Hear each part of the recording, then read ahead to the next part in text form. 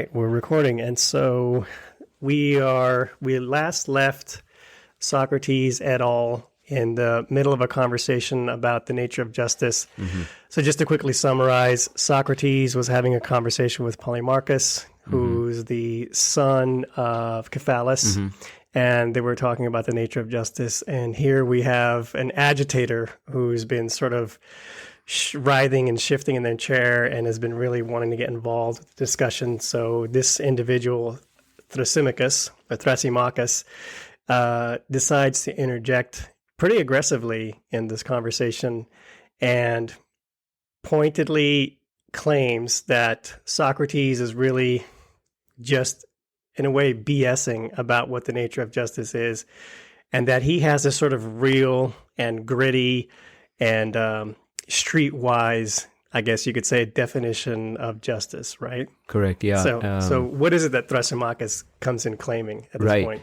Yeah, so that's a good intro. So one of the things that I feel like, I'm Thrasymachus. The arguments that Thrasymachus makes, and we'll go through some of them. We're not going to finish the whole thing, but sure, are the arguments that I've heard about why one should, have power and what power can bring. And why not having power actually leads to a life that is hard, and a life of power actually leads to a life that's easy. So that's the assumption that I've actually operated on for most of my life. And power can mean many different things, but the haves and have-nots. You want to get as much for yourself as you can, and the one who gives away, ends up suffering for it. And that's the reason why we kind of go into this material world and get. But anyways, so what Thrasymachus says is that justice, what Socrates is talking about, is saying that it is a good. He says that justice is in fact got nothing to do with virtue. Justice is, in his mind, just the interest of the stronger party.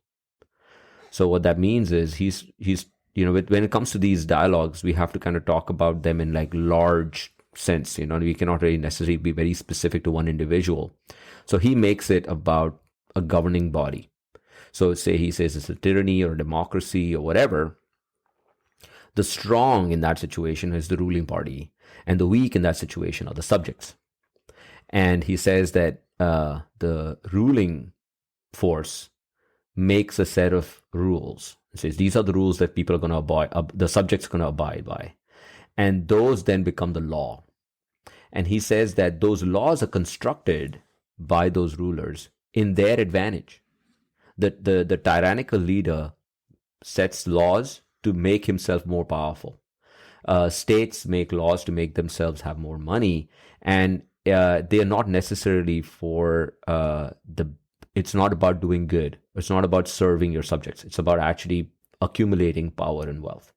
And that's the point that he's trying to make. And Socrates kind of breaks down that argument. So he first starts with this premise. And there are a couple of other premises that come along as Socrates starts breaking these down. Thrasymachus comes up with more arguments, and it's very important to pay attention to what Thrasymachus has to say, because it turns out I used to think that way. Most people think that way, and if you watch whatever you see on TV or you hear, it's kind of like that. So Eddie, what does he talk about when it comes to this concept that justice is the interest of the stronger? Right. Basically, to put it in modern parlance, the claim that Thrasymachus is making is the classic might makes right argument. And I agree with you. I think that's sort of some people would say that that's the cynical definition of justice, meaning whoever decides what's right, they essentially decide what is just and what is unjust. And so that is, in a way, the definition that many of us carry conceptually, especially when we realize that there's a lot of things in media that sort of tend to glorify that view of power, political power, and justice. And so Thrasymachus is offering a definition of justice that is like I said earlier, kind of like this gritty, streetwise definition. Real world. He called it almost like real world. Right, because his main critique, and I guess, and as I listen to you, I realize that there's an irony here, which is that Thrasymachus gets very big and conceptual, while at the same time dismissing the individual level of justice, which is what Socrates is focused on, but also claiming that he's like, all right, you guys are just being sort of, soft about this issue. Let me tell you what, here's the muscle and sinew of real justice, right? And Socrates handles it beautifully. I mean, he sort of like judo, sort of like lets him build his own momentum and then slowly creeps back. So again, just to kind of summarize Thrasymachus' claim, so quoted directly from the dialogue is that he says, justice is nothing other than what is advantageous for the stronger. So in Thrasymachus' mind, he purely sees justice as a feature of the relationship between the powerful and the obedient. And so you could summarize his view as justice is acting in obedience to power. But he's kind of lumping these, there's an envelopment that's happening where he's saying what the process that rulers use to take, assume, and preserve power, which involves setting up these rules, is also part of this, real gritty justice process. So in Thrasymachus' mind, it has a lot to do with power and obedience. And so Socrates begins the process of taking that down, and he's able to take a grip into Thrasymachus' argument because Thrasymachus says that when you follow the laws that have been outlined by the powerful, what you're doing is you're giving the powerful what they've deemed to be due to them because it's advantageous to them. And so there is sort of the first chink in Thrasymachus' armor to the argument, because Socrates at this point points out, well, are the rulers infallible? I mean, do they never make mistakes? And in this context, that would be relevant, because if a ruler makes an error in judgment and you have basically citizens that obey this rule that is unbeknownst to the ruler flawed, then the obedience results in a disadvantage to the ruler. And so there, what Socrates is doing is catching Thrasymachus on a technicality, which is, well, if justice is pure obedience to a ruler, and the reason that obedience is important is because it's advantageous and it preserves the advantage of the ruler, well then, in every context, just like you said, these debates, they're very much into trying to find the trueness of a definition across different contexts. And so Socrates says, well, what if the decision or the opinion of the ruler is flawed? And so when citizens act in obedience to it and it results in a disadvantage, right there's already a problem with your definition of justice, right? So that's kind of the first, the level of the takedown. Yeah, so I think here is where Socrates has to come down to the level of Thrasymachus to kind of answer that question. What I mean by that is that when Thrasymachus talks about justice, he's talking about the laws that have been set forth in a constitution, the laws of the land. And he says following those laws is what's justice. But Socrates, in the prior dialogue when we discussed it, Socrates is talking about the virtue of justice. Justice as equality. Justice as good for all. But in order to argue or come up with an argument, Socrates says, fine, I'll come down to your level. So you're talking about laws, right? Yeah. And then exactly like what you said. So let's think about it. Like, if you give an example, so what could be something that will come back and get the ruler? So, if you look at the current state of affairs in the country, someone would argue that, we can be on either side of this argument, but say gun laws, right? I mean, they're part of the Constitution here in this country. And you'll find people on both sides of the argument, some favoring it, some not. But one could say that as a government or as a people, we suffer because of the gun laws that we have currently. School shootings is a big example of that. Just mass shootings is a big example of that. And but that's a law, So is it just then for someone to have carried a gun so I take that back, not carry the gun, but is it just then for someone to have a gun at home which was accessible to somebody who was mentally deranged, and then he took that and went out and committed whatever act he committed? Another thing would be, which could be on the, again, people have arguments about this, is, just globalization. Globalization was an economic policy. It was law. It was created into law, where a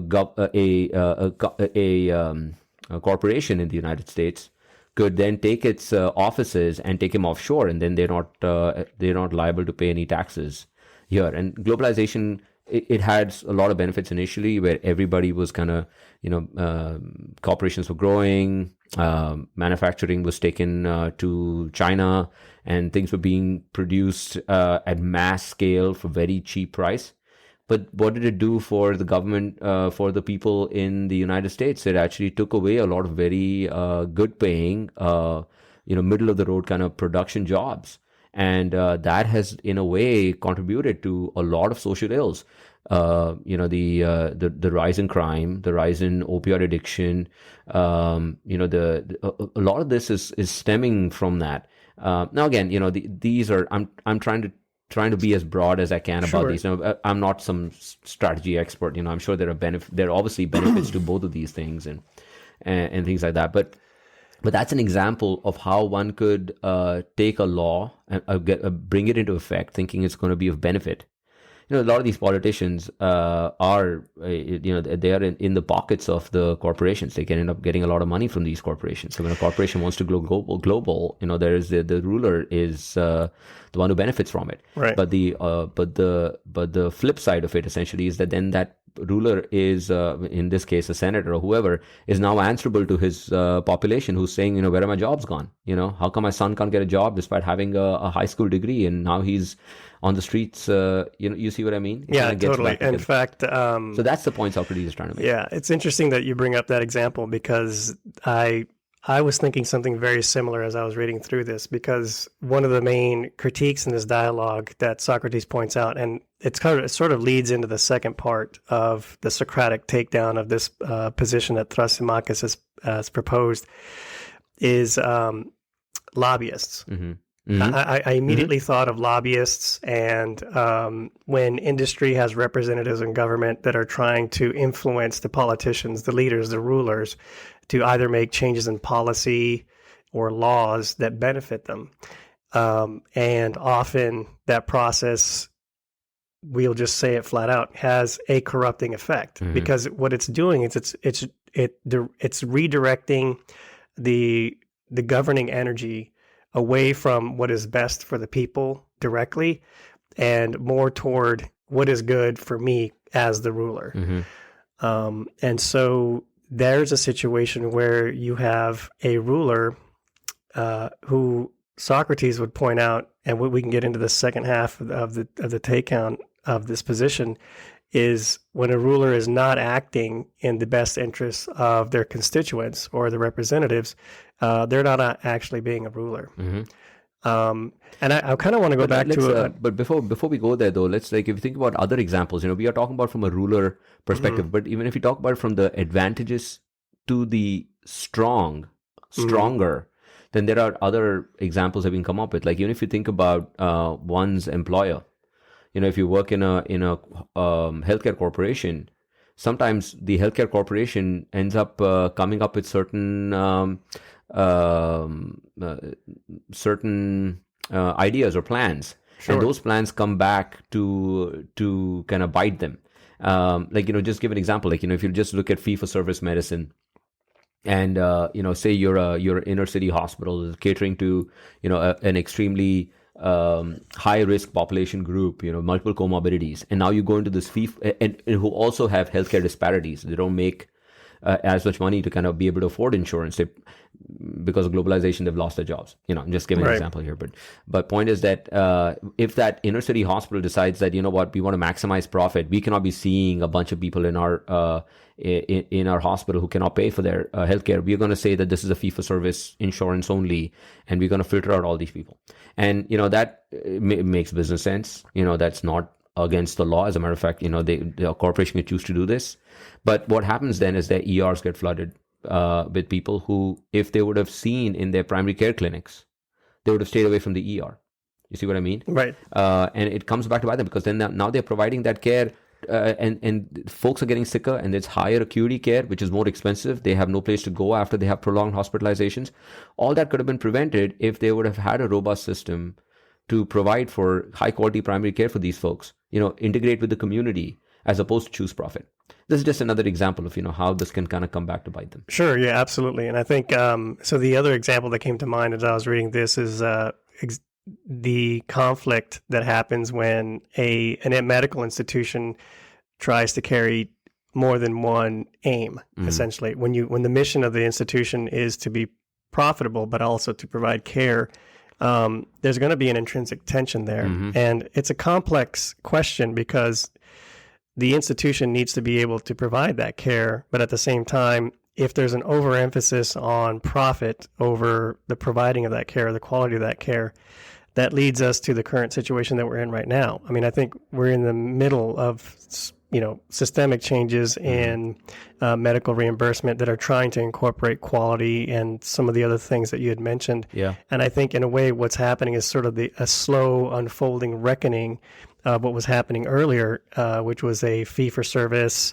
And let's be honest, there were physicians that were sort of referring patients into treatments or other institutions that benefited them financially directly. And so, humans are humans, right? And so, so that's, again, a classic example of the practitioner of a craft acting in a way that benefits them, as opposed to being fully integrated into the practice of the craft. So this really gets us into the second half of the discussion. Yes, that's exactly what I was about to say. And that's a great segue into the second part of the argument. But essentially, Thrasymachus would say, this is Thrasymachus' world. Thrasymachus' hospital, would say, this is the not providing care to the folks who cannot pay is justice. Yeah, I mean, I think as I read this, the other thing I thought was if Thrasymachus was walking the streets today, he'd be like validated. He'd say, I was right. Oh, yeah. You see? Look, all this stuff about virtue and justice. Look how the world runs. Look at all these glass and steel hospital buildings, But his point only works if you freeze time, because the Socratic deduction is that given enough time, enough unjust action was going to lead to unintended consequences, which is sort of one of the points that I think you were making earlier. And so, but let's get to that second part of this argument about what is truly the interest of the stronger. So I think Socrates, just to summarize, so he basically points out the intrinsic contradiction in the I want to say Thrasymachian definition of justice, but now that sounds super esoteric. But which is the fact that you, by being obedient, you could inadvertently do something disadvantageous to a ruler. But then Socrates goes into a more, I think, elegant takedown, which I think is the second critique, which is that if you look at the governance or ruling the same way you look at the art or craft of practicing medicine, or if you look at governance or ruling or leadership as the art of or craft of being a ship's captain. If you draw that analogy, the analogy works pretty well. And so he makes an argument by analogy, which is to say, and in fact, he asks point blank in this dialogue, is a doctor's job to make money or to take care of the patient? Which is kind of funny that thousands of years ago this question was being asked, and then people are asking this today even. And then he says, is a captain's job to benefit himself or to serve the sailors on the ship? Correct. Now, if you take the word job out and put art, what is the art of a physician? Is it the art of money making, or is it the art of providing health, or not providing, securing health? So. It's the term art is very important because art means that it has very specific rules. And now when he's talking about the art of medicine, he's talking about very specifically medicine, because one could say, it could be both. Thrasymachus could say, a doctor can also be a successful doctor in Thrasymachus' world. Right. So there's an important underpinning here, which is to say that, and so if you read this dialogue without connecting these dots, it could be confusing. But when they talk about a craft or an art, they mean the practice of that art. They're not talking about any of the extraneous factors. Distilled to its essence. Exactly. I like Correct. that. The craft distilled to its essence. So the practice of medicine, the art of medicine distilled to its essence, has nothing to do with money. Or the success, financial success, or the honor of the physician. Correct. Right. And then the art or craft of being a ship's captain, distilled to its essence, has to do with the management of the ship and the care of the sailors and that sort of thing. Correct. And so by analogy, Socrates points out, well, then what is the art of ruler, of being a ruler, of governance, right? Is it because the physician when they're being a physician is not acting for their own benefit? Correct. Again, in the context of the distilled craft. Correct. And the ship's captain is not purely acting in their own interest. Correct. In the distilled craft of captaincy. Correct. And so likewise, when a ruler is acting in their own interest, they are not actually being a ruler in the distilled craft of ruling. Correct. And there it is. I mean, you could say that. How about we use it? How about we say it in a different way? Because some could say, yeah, I mean that's exactly what they're doing. Enforcing the laws is governance, and that's in a sense what a ruler should do is just make laws. But that's actually not necessarily a sense. What Socrates, like you said, is saying that if you look at the physician and you look at the essence of his craft, it is basically the well-being of the patient. Similarly, for the ship's captain, it's the well-being of his crew and the ship. So, what is it for a ruler? It is in fact the interest of the stronger is the well-being of the subject, right, or the weaker in this case. Mm-hmm. And so the other way to put it is that Socrates thinks that it's the craft that commands the subject. So, in medicine, the medicine commands the subject, which is the illness of the patient, and the ship's captain commands the sailors. And so you see there that there's sort of a hierarchical relationship between the craft, right, which supersedes and commands or is in charge of caring for the weaker part of that equation, which is the subject of that of the focus of that craft. Correct. And so he draws the analogy that, well, then thereby a ruler then must account for the weaker, which is the citizenry. Correct. Right? Yeah, they use the term stronger and weaker because Thrasymachus starts with stronger. Sure, and weaker. Yeah, he's following his. Yeah, because someone could argue that no, it's the patient is actually not weaker compared to the physician. There's an equitability here. Nowadays, our healthcare is not that a physician is not prescriptive. It's a joint decision making. But there is a person who's performing the craft, and the subject of that craft is well-being and health. In that way, there is I wouldn't say weaker or stronger, but if you take the same, he's trying to take that expression and then take it on and kind of transfer it into ruling, which in that case, there is in fact someone with more power and someone with less power. Although I think you could make the argument that in most contexts, I think you could say that the patient is vulnerable in some regard, right? I mean, yes. if they have an illness, so that can lead to a power differential. But I get your point, which is to say that currently, most understanding and care practice patterns are very mindful of the fact of patient autonomy, Correct. beneficence, justice, non-malfeasance, all of those core principles, which are really designed as a system to contravene the coercing effect of vast power differentials, which is the whole rationale behind those four values. And this is a great point because the reason why that needs to exist, the reason why you need to have joint decision making, is because physicians may not act in the best interest of their patient.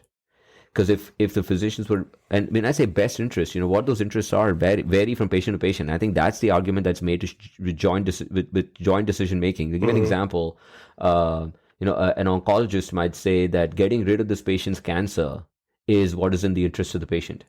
The patient might look at it very differently and say, it is actually comfort that is my biggest interest right now. Now, unless the patient has a say in that, right? The physician will get carried away, and there will be all sorts of very invasive things that are done towards very late stage of the patient's life, and patient has zero, how do I say, cannot participate in his life. And so that can happen. But that goes to show that a physician needs to understand the difference between comfort and prolongation of life. Yeah, Because I mean, when you reach the areas of medicine where there's either high acuity, there's fringes in medicine where there's either high acuity, or there's you're at the end of life, or you're dealing with complex issues that have significant ramifications depending on which treatment route you choose. That's where value systems come to the surface. This is where patients begin to sort of take an accounting of what they believe and what their core beliefs are, because that is going to inform what treatment they choose, because they're going to choose treatments that support their priorities, meaning they're more consistent with their priorities. For example, they would rather exchange an extension of life with all of the sequela of advanced treatments. They may forego that and rather, maybe take a shorter prognosis, correct, in exchange for improved quality during that short time. Right. Now, this is obviously a very specific example, but that's what we're talking about. We are talking about the most virtuous, the virtuous physician would understand, would know, would have knowledge. And if he doesn't have total knowledge, he would have the wisdom to choose the right intervention for the right patient. And that's in that situation, I'm talking about the most virtuous, the guy, the physician who's the wisest physician, distilling it down to the essence. That physician will act in the interest of the patient and may not need to have the patient, kind of weigh in on the process, because he is in fact the wisest. Yeah. Now, obviously, we understand that doesn't happen. Well, there's more, wisdom versus expertise.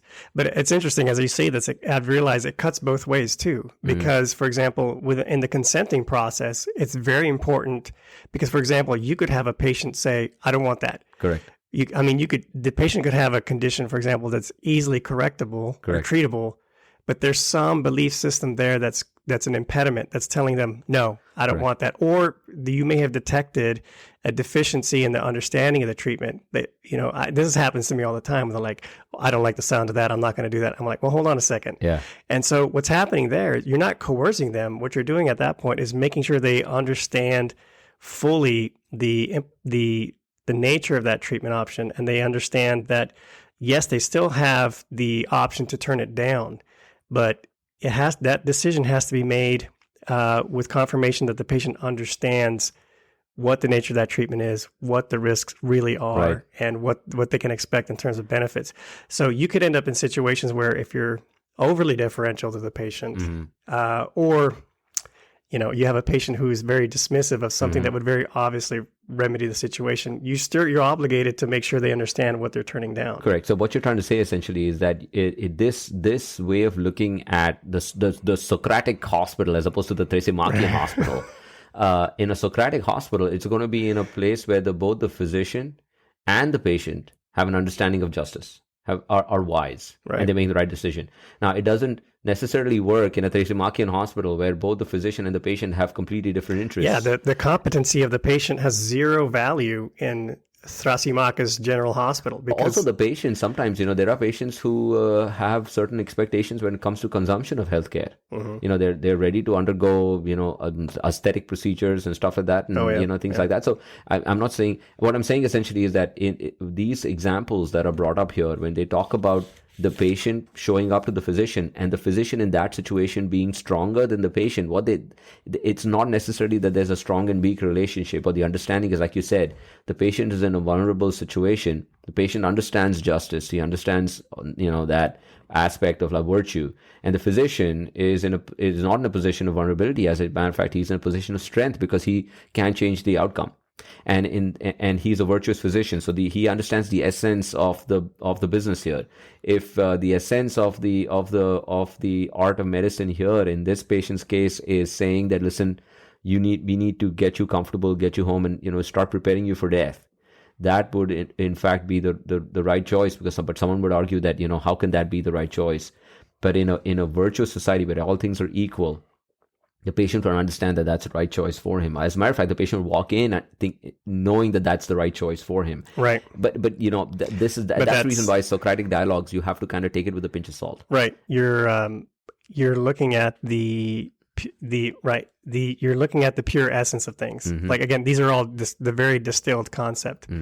But it's still useful. So, I mean, I think we've talked about this before. Some people critique philosophical readings because they argue that it's not relevant, because when you apply it to real world, in many ways, that's sort of Thrasymachus' position, which is like, all right, you guys have these highfalutin, definitions of justice, but this is the real world.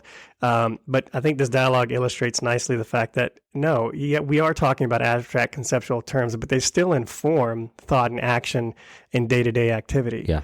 And I think the most challenging situations, I mean, we've come up with pretty obvious situations in terms of the doctor-patient relationship, but the most challenging ones, the ones where usually ethics consults are obtained, is when that line is not clear, when you actually have a conflict between justice, beneficence, and the autonomy of the patient. Those are tough because there are obvious situations, at least some that I've encountered, where the patient is exercising their autonomy appropriately, but it is in against medical evidence. And in those situations, it's very hard to navigate them. But having a firm understanding of these philosophical concepts, I'm convinced, helps you, at the very least, understand the framework of decision-making and guidance and counseling in those situations. So it all boils down to ethics. Again, yeah, and in those situations which you're talking about where, these medical ethics come into play, when you talk about medical ethics, there are actually laws. There are laws that decree how medicine is supposed to be practiced. But if one was to say that I'm going to adhere to the laws, and that's now I know that I'm a just physician, then there will be times when you will actually be acting not in the interest of the patient. Right. Because laws can be wrong. Laws can be wrong. Necessarily. That's the point that Socrates is trying to make. So, and if there's a resounding recurrent theme in Socratic dialogues, it's this idea of obedience to authority without checking under the hood. Look at what's actually going on. Right. And but he's balanced though too, because he realizes that at some points you do have to follow the law too. So he's making a clear point. But for example, at the end of the Apology, it's in a different dialogue where he talks about the value of the law as well. So, but see, that's a different issue there, because I think Socrates talks about the virtue of justice. Right. He's not talking about the laws per se, but in certain situations he has to directly address the law. Because the reason why Socrates was put to death, at least was the way the government of the ruling party justified it, was saying that he was being unjust because he was not following the laws of the land. Right. And obviously Socrates, in Apology, completely dismantles that argument. Talks about justice as a virtue as opposed to justice just being plainly following the law. And so the other example that one could talk about in this situation would be that, yes, what are the practical ramifications of something like this? In a democracy, the power lies with the people. It's a government of, for, and by the people. And so in that situation, there is something to be said about following the laws and that leading to actually the benefit of the people themselves. Because this concept of everybody kind of choosing for themselves what is right and what's wrong only works when people are in fact virtuous. Now, to give you an example, say there was a law for vaccination, COVID-19 vaccination, right? Someone mandating it, right?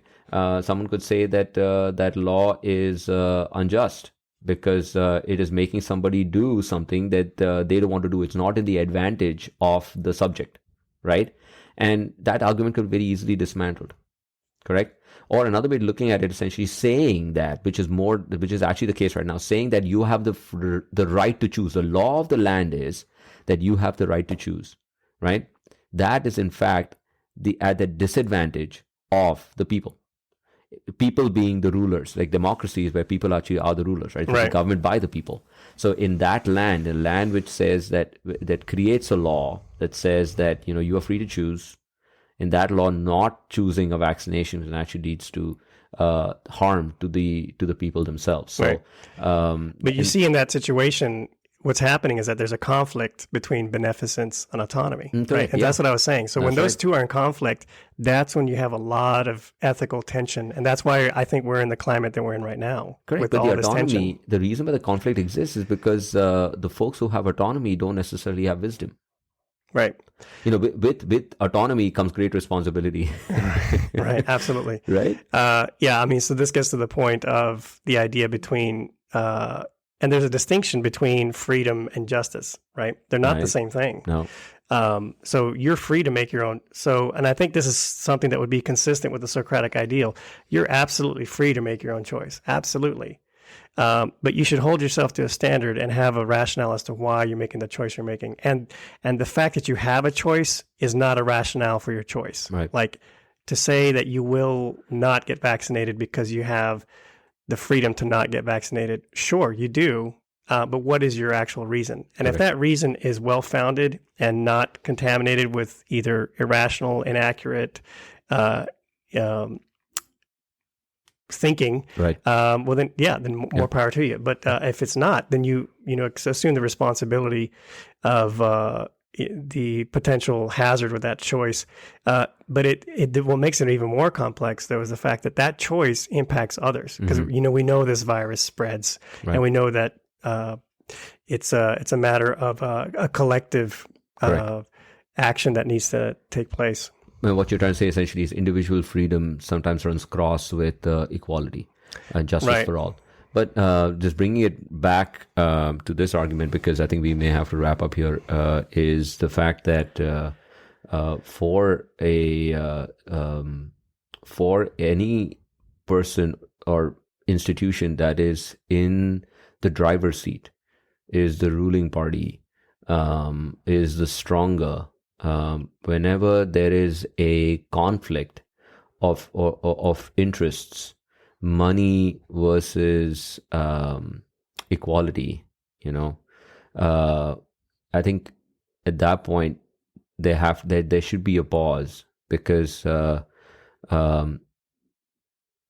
it's the Thrasymachus world would choose money, or optimizing money, or optimize a situation where there is equal amount. There's a little bit of equality, and there's a little bit of money, because you don't want to end up losing any money in this deal. It's a very important. It's Thrasymachus thinking, but the Socratic way of thinking about it essentially should be, we got to optimize the equality, optimize the justice, boil it down to the essence. If you're a healthcare corporation, are you providing high quality healthcare?